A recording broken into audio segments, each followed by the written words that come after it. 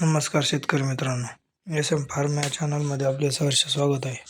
आजच्या व्हिडिओमध्ये आपण पाहणार आहोत कलिंगड पिकात तसेच कलिंगड वर्गातील खरबूज, मिरची, टोमॅटो यासारख्या पिकात येणारे विल्टिंग. जसे या विल्टिंगमध्ये समोर दाखवल्याप्रमाणे वेल सुकून वेलाची वाढ खुंटते. यामुळे यावर आपण उपाय पाहणार आहोत. यासाठी हा व्हिडिओ शेवटपर्यंत पहा. व्हिडिओ आवडल्यास व्हिडिओला लाईक करा. चॅनलवर नवीन असाल तर चॅनलला सबस्क्राईब करा आणि आपल्या कलिंगड पिकातील महत्त्वाच्या समस्यांसाठी कमेंट करा. यावर आपण व्हिडिओ बनत जाऊ. तर आपण पाहणार आहोत वेल्टिंग. हे समोर दाखवल्याप्रमाणे जसे कलिंगडाचे वेल असतील, खरबुजाचे वेल असतील, मिरची असेल, हे वेल सुकतात, अचानक सुकले जातात आणि वाळतात किंवा त्याची पाने पिवळी होतात. मिरची रोपांची मान मोडल्यासारखी होते आणि वाढ खुंटते. यामुळे आपल्या उत्पन्नामध्ये मोठ्या प्रमाणात लॉस सहन करावा लागू शकतो.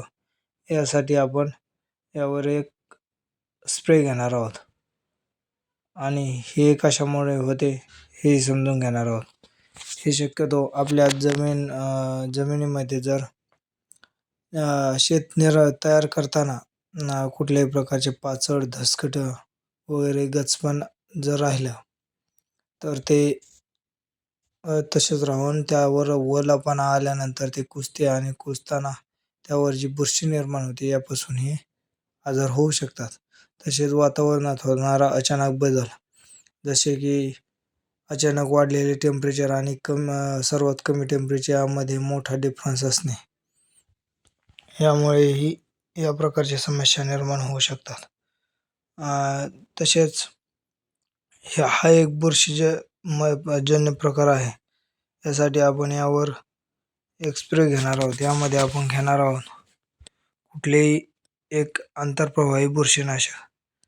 जसे की आपण घेणार आहोत पाटील बायोटेकचे एमेस्टर टॉप, त्याचे प्रतिपंप 25 ml आणि यामध्ये घेणार आहोत पोकलंड प्रतिपंप 25 ml. तसेच यामध्ये आपण स्टिकरही टाकणार आहोत, जेणेकरून हे आपल्या पानावर पूर्ण असे व्यवस्थित पसरेल आणि आपल्या पानांमध्ये शोषले जाईल.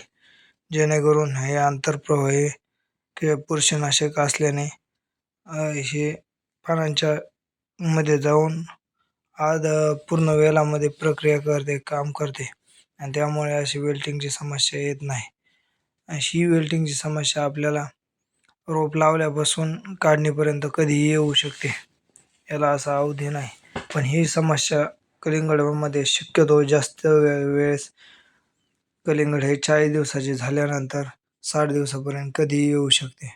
आणि ही समस्या अशी आहे की जर एक वेळेस आली तर आपला प्लॉट 4 ते 5 दिवसामध्ये संपूर्ण बसण्याची शक्यता असते. यामुळे आपण ही फवारणी शक्यतो प्लॉटवर ही वेल्टिंग वगैरे येण्याच्या आधीच घ्यावी, जेणेकरून आपल्या प्लॉटमध्ये मोठ्या प्रमाणात नुकसान सहन करायची वेळ येऊ शकत नाही. कारण हा रोग, ही वेल्टिंग आपल्याला आज जर आपण प्लॉटवर गेलो तर प्लॉट व्यवस्थित दिसत असेल आणि दुसऱ्या दिवशी गेलं तर वेल सुकलेले 1-2 वेल सुकलेले दिसतील आणि त्यावर जर फवारणी घेतली नाही तर येणाऱ्या 4 दिवसामध्ये जवळपास संपूर्ण प्लॉट बसला जाऊ शकतो आणि यामुळे आपले संपूर्ण नुकसान होऊ शकते.